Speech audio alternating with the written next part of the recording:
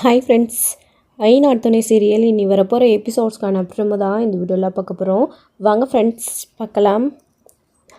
நிலாவுக்கு முதல்ல கால் பண்ணி நிலாவுடைய அப்பா ஃபங்க்ஷன் வைக்கணும் அப்படின்ற மாதிரி சொன்னாங்க, ரிசப்ஷன். ஸோ முடியாது, நிலா வேண்டாம் அப்படின்னு சொல்லிட்டாங்க.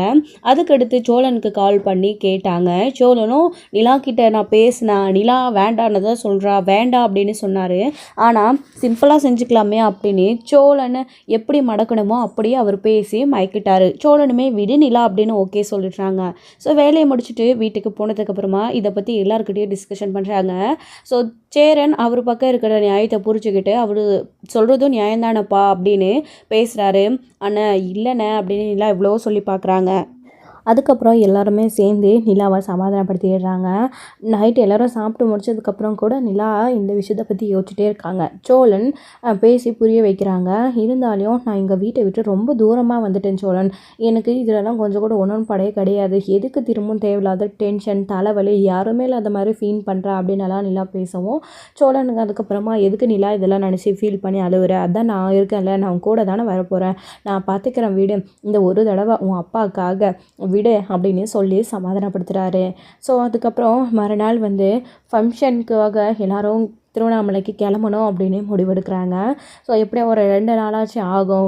இங்கேருந்து போகிறதுக்கு ஒரு நாள், அங்கே போய் ஃபங்க்ஷன் அட்டன் பண்ணிவிட்டு திரும்பவும் வரணும். ஸோ அதனால் எப்படியும் 2 நாள் ஆகும் அப்படின்னு சொல்லிட்டு தான் முடிவெடுத்து ட்ரெஸ்லாம் பேக் பண்ணி எடுத்து வச்சுக்க சொல்லி சேரன்னு சொல்லிட்டுருக்காரு. இப்போவும் நிலா போகணுமா அப்படின்னு தான் கேட்குறாங்க. நிலா நான் சொன்னேன்ல, நீ எதுக்காக டென்ஷன் ஆகிக்கிற, வரி பண்ணிக்காத, ட்ரெஸ்ஸெல்லாம் போய் எடுத்து வைப்போ அப்படின்னு சொல்கிறாங்க. கரெக்டாக சோழனுக்கு அவருடைய அப்பா கால் கூட பண்ணிடுறாங்க.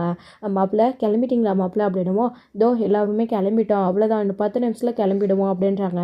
சரிங்க மாப்பிள்ளை, பார்த்து எல்லோரும் பத்திரமா வாங்க அப்படின்னு அவருடைய மாமனார் சொல்கிறாரு.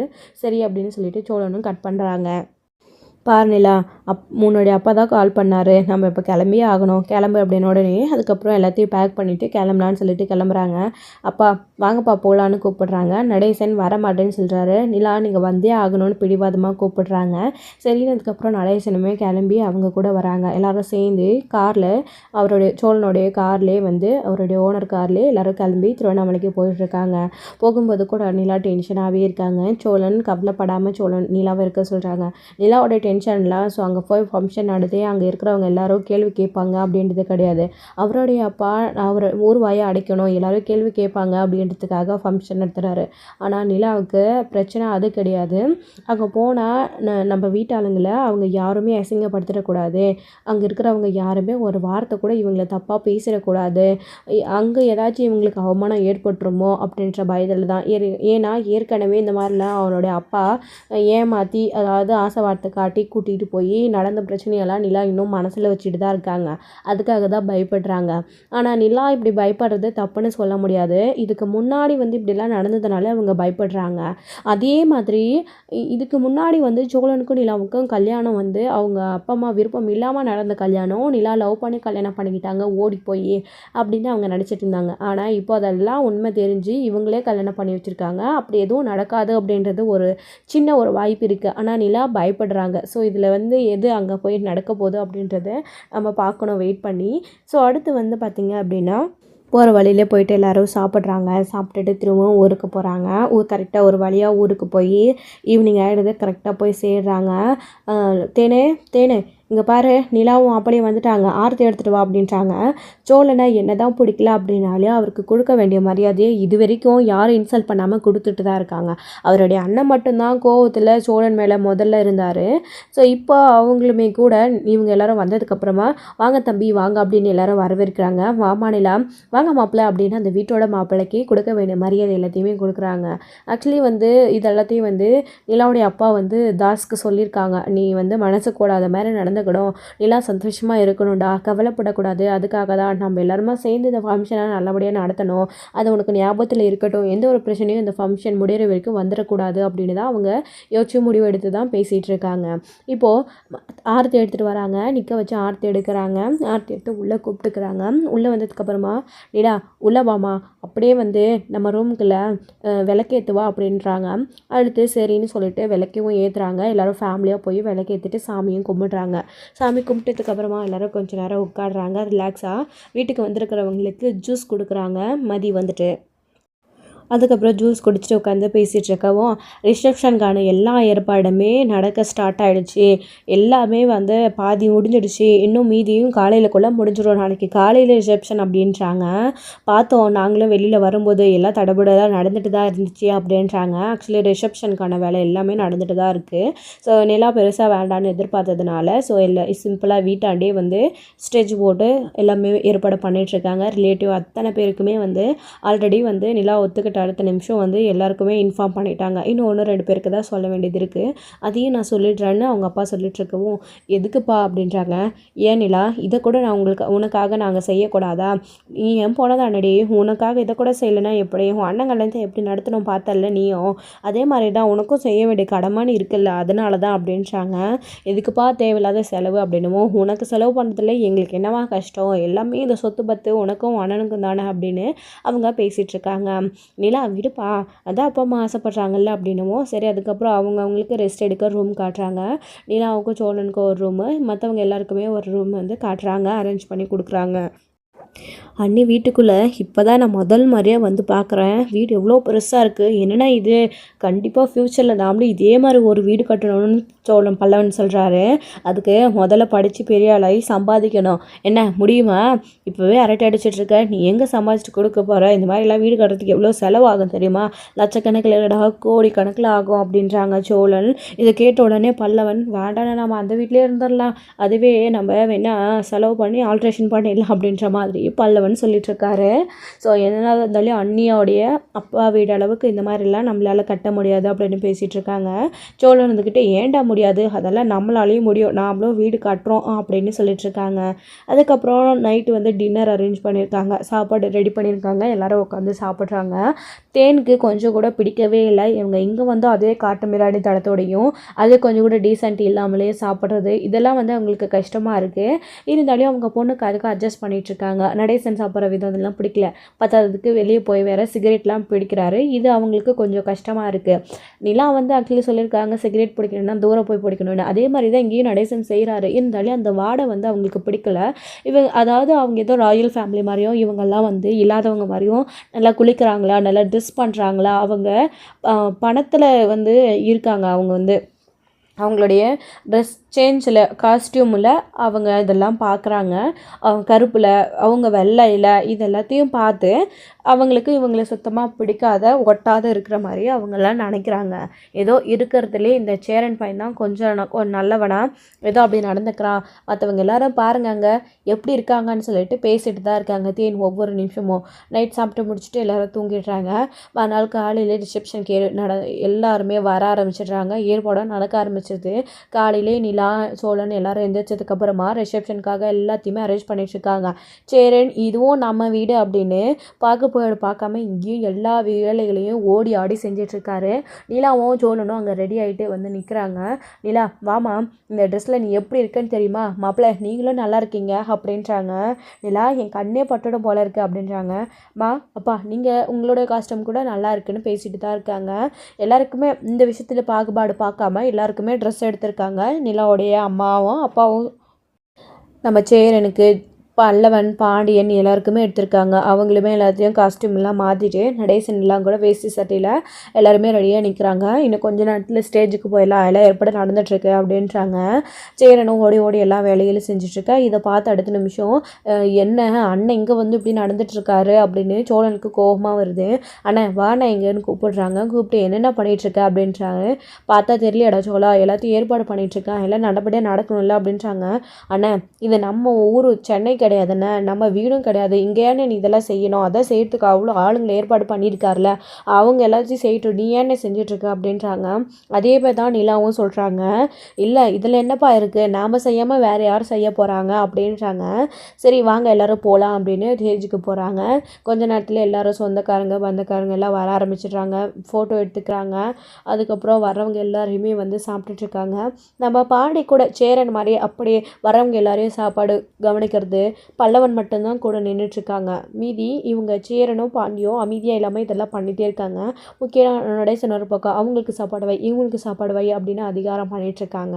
அப்புறம் எல்லாமே ரிசப்ஷன்லாம் முடிஞ்சதுக்கப்புறமா எல்லோரும் ஒன்றா உட்காந்து ஃபேமிலியாக சாப்பிட்றாங்க. இந்த சைடு சேரன் ஃபேமிலி எல்லாருமே, இந்த சைடு நிலாவோட ஃபேமிலி எல்லாருமே உட்காந்து சாப்பிட்டுட்ருக்காங்க. எல்லாருமே வந்து சாப்பிட்றாங்க. சாப்பிட்றம்போது வந்து எந்த ஒரு பிரச்சனையும் வர்றது கிடையாது. ஸோ ஓரளவுக்கு எல்லாமே ஸ்மூத்தாக தான் போயிட்டுருக்கு.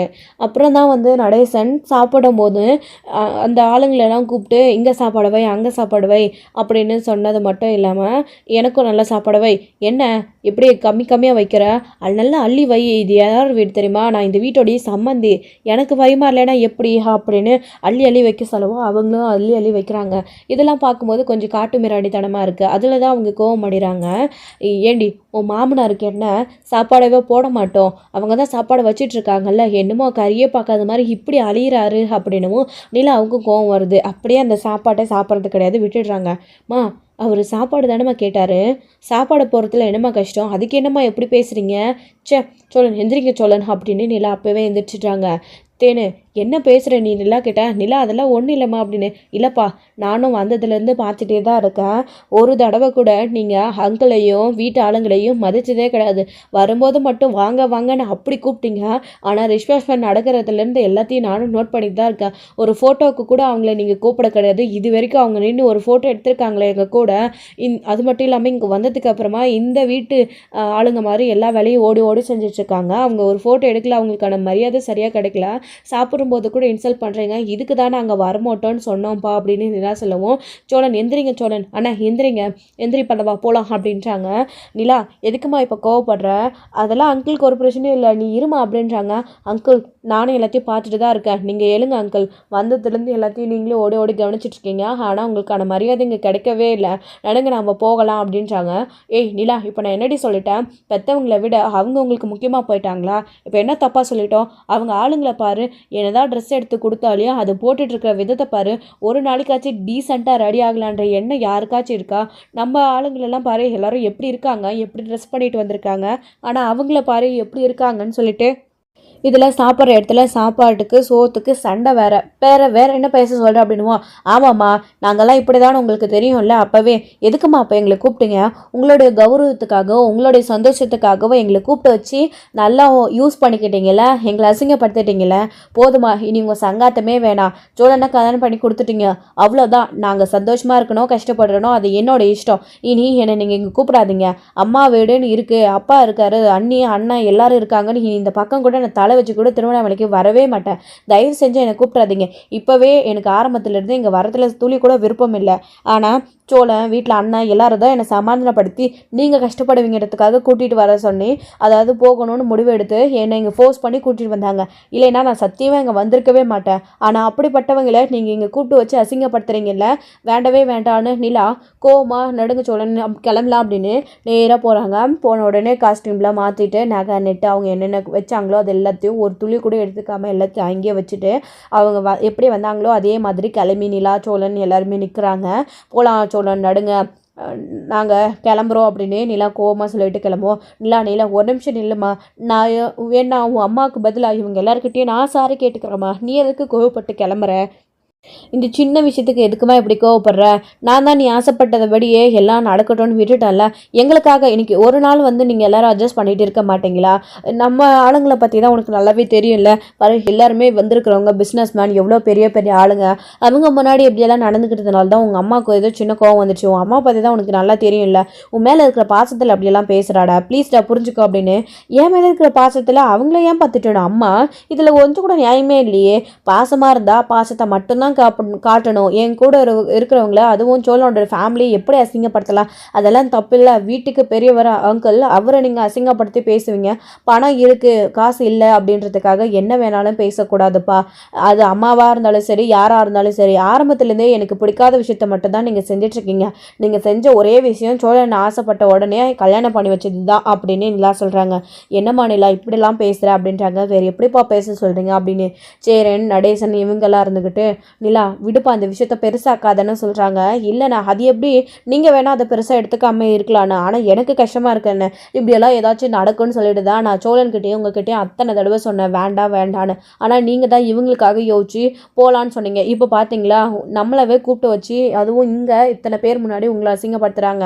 வேண்டாண்ணா நம்ம கிளம்பலாம், போதும் நம்ம பட்ட வரைக்கும் காசு பணம் இல்லைனாலையும் நம்ம அங்கே சந்தோஷமாக நிம்மதியாக இருந்தோம். அங்கே கிடைக்கிறது தானே எனக்கு சந்தோஷம். இங்கே எல்லா வசதிகள் இருந்தும் இத்தனை சொந்த பந்தம் இருந்தும் என்னென்ன எனக்கு சந்தோஷம் கிடைச்சிச்சு, உங்கள் எல்லாரும் கூட இருக்கிறது தான் எனக்கு சந்தோஷம், போகலாம் அப்படின்றாங்க.